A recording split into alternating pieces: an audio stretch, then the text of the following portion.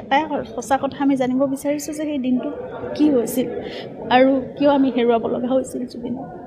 গতিকে সেই কথাটোৱে আমি শুদ্ধ কথাটো একদম সঁচা কথাটো জানিব বিচাৰিছোঁ। আৰু তাত বহুত ডিষ্ট্ৰেকশ্যন আহিছে, বহুত কেজ কিবা গোটেইখন খেলি মেলিয়ে হৈ গৈছে যেন ভাৱ হৈছে। এতিয়া অলপ পেটছ ৱৰ্কহে আছিলে, অকণমান মানে এডিটিং কৰাৰ পিছত আমি অকণমান পেটছ ল'ব লাগে নিচিনা দেখিছিলোঁ। কাৰণে সেইটো আচলতে জুবিন অহাৰ পিছতে আমি লোৱা কথা আছিলে। এই ৰয়েল গ্ল'বেলতে আমি ল'ম বুলি ঠিকেই কৰিছিলোঁ। 21 তাৰিখে জুবিন অহাৰ পিছত আমি হয়তো 22 এনেকুৱা সময়তে আমি ল'লোহেঁতেন তাৰ পিছৰ এদিন দুদিনতে। কিন্তু কথাবোৰ একে হৈ নাথাকিল এতিয়া, কাৰণে শেষ কৰিব বিচাৰিছোঁ কামটো। কাৰণ জুবিনে 31 তাৰিখটোৱে ভাবিছিল মুক্তিৰ দিন বুলি, সেইকাৰণে আমি সেইমতে কামবোৰ কৰিবলৈ চেষ্টা কৰিছোঁ।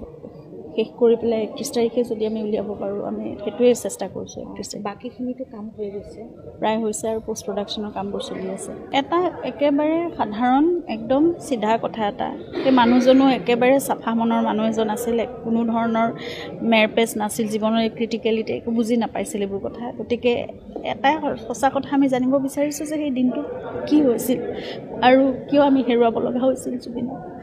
গতিকে সেই কথাটোৱে আমি শুদ্ধ কথাটো একদম সঁচা কথাটো জানিব বিচাৰিছোঁ। আৰু তাত বহুত ডিষ্ট্ৰেকশ্যন আহিছে, বহুত কেজ কিবা গোটেইখন খেলি মেলিয়ে হৈ গৈছে যেন ভাৱ হৈছে এতিয়া। কিন্তু তথাপিতো আমি ন্যায় ব্যৱস্থাৰ ওপৰত আমাৰ সম্পূৰ্ণ আস্থা আছে। তেওঁলোকে শুদ্ধ এটা ট্ৰেকতে গোটেইখিনি কৰি আছে বুলি এতিয়াও বিশ্বাস কৰিছোঁ। কিন্তু মানে যিমান সোনকালে পাৰি সিমান সোনকালে ভাল, কাৰণ আমাৰ ভিতৰত একুৰা জুই চবৰে ভিতৰত জ্বলি আছে।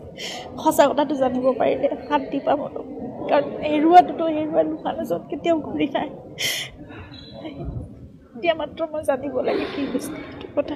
জুবিন দাই কৈছে যে পলিটিক্স নকৰিবা বন্ধু। জুবিন দাক লৈ আমি পলিটিক্স হোৱাটো কোনেও নিবিচাৰে, কাৰণ একোৱেই নিবিচাৰোঁ। কোনো ধৰণৰ পলিটিক্স, কোনো ধৰণৰ ডিষ্ট্ৰেকশ্যন, এই বস্তুবোৰে মোক এতিয়া কোনো ধৰণে এফেক্ট নকৰে। মই মাত্ৰ সঁচাটো জানিব বিচাৰোঁ, সেইটোৱে কথা। সেই মানুহজনৰ লগত কি হৈছিলে সেই কথাটোৱে শুদ্ধকৈ লাগে, আৰু সেইটোৱে ন্যায় হ'ব তেওঁৰ প্ৰতি। আৰু তাৰ বাহিৰে আমি এতিয়া কি দিব পাৰিম সেই মানুহজনক? আমাক ইমান দি থৈ গ'লে, সেই মানুহজনক আমি সিমান কোনো দিব নোৱাৰোঁনে? সেইটোৱে মোৰ যে প্ৰশ্ন। আৰু মোক দিনে ৰাতিয়ে মোক বহুত কষ্ট দি আছে। মই মাত্ৰ জানিব বিচাৰোঁ মানুহজনৰ লগত কি হ'ল। ইমান মৰমেৰে আমি ৰখা মানুহজন, সকলোকে ইমান মৰম দিয়ে মানুহজন, কিয় ইমান নেগলেক্টেড হৈ সেই সময়খিনি কষ্ট পাব লগা হ'ল?